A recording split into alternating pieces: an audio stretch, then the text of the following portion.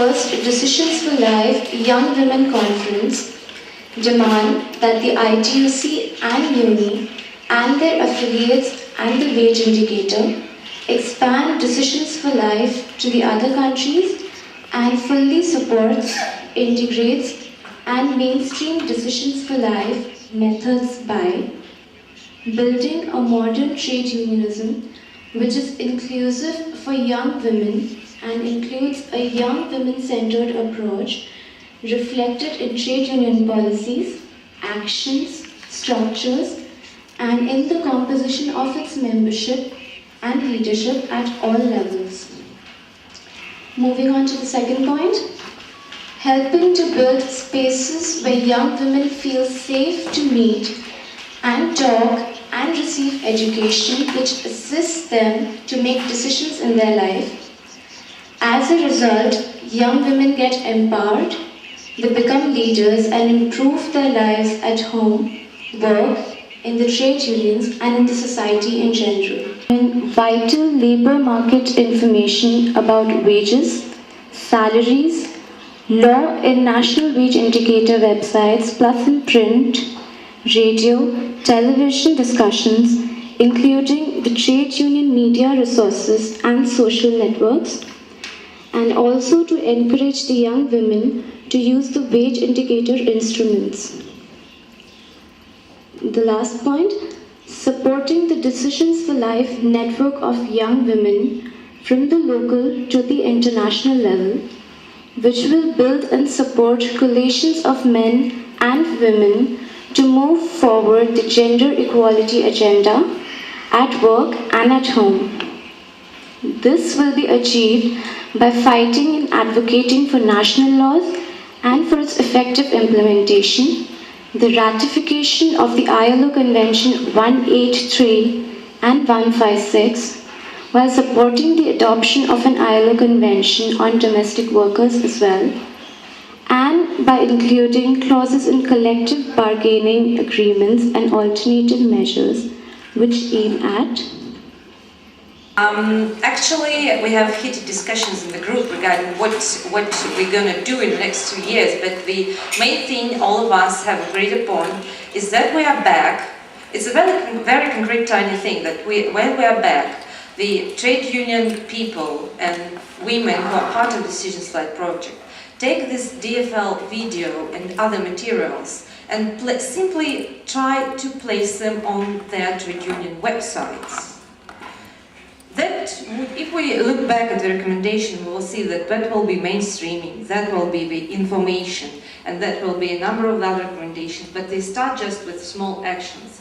This was like a concrete step. Now to the more general things. Of course, we need education. So our region needs education of women and raising their awareness. So the general requirement and the desire was to educate women, to educate them on their rights. So this was luckily included in the recommendation too.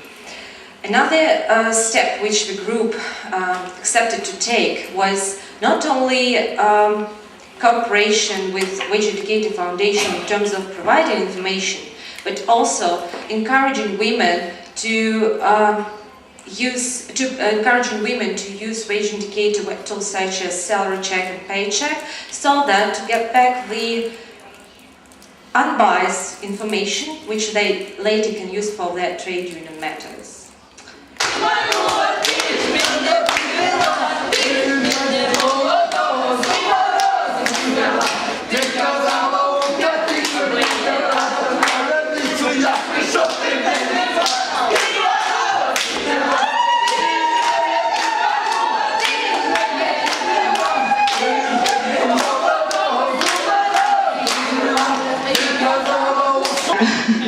The young comrade from America, and the young comrade from Belgium, and the comrades from Amsterdam. The campaign that we're talking about would be a campaign that would be taken up by all countries in the English-speaking Africa. And then we should also work at establishing better links with government and we should have capacity building in terms of skills training for young women. And then we also recommend that consider funding for at least another 2 or 3 years.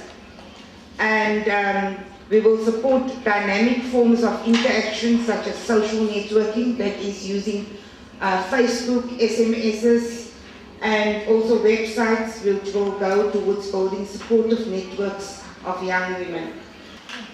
Yeah, we really are inspired by this so-called the term modern unionism, which also motivated by Decision for Life project in our country, in our region. Actually, now is the time for us all to give ourselves a big round, because I think we've done a great job.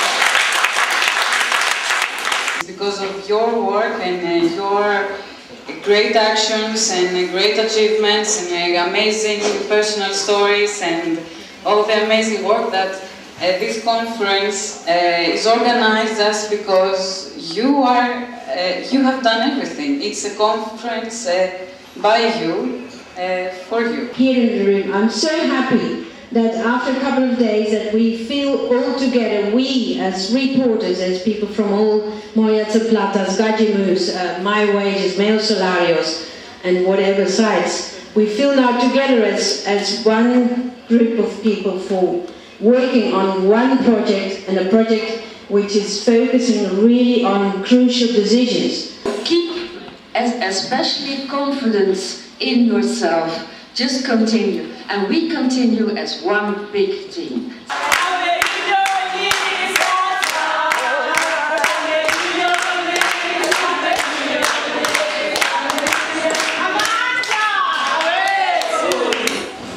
These are young women who are rather well educated, who are sometimes even very well educated.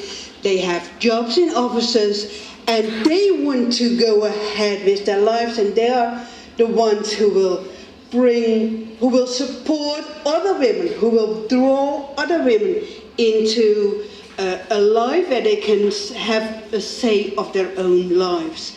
So that's how our plan raised, how our plan came into being, to support or to send in a proposal for Decision for Life. And I'm really so pleased with everything that has happened here. And I'm so pleased to hear that you have lost, that you don't continue the project, but that you make it to a campaign, which I think is great, and that it can continue after the project has ended. So I'm very happy to be here, and thank you all. But I'm standing here with pride, and I want to thank the leadership from Day2, the leadership from the national trade unions, Maria, Maridi, and everyone who has played a part in making this a reality. We came, we debated, we resolved, and now we have to go back and plow back to our constituencies. Making a change or liberating a young woman is not a favor, but liberating a young woman is the right thing to do. I'm very happy that you have honored Tabisa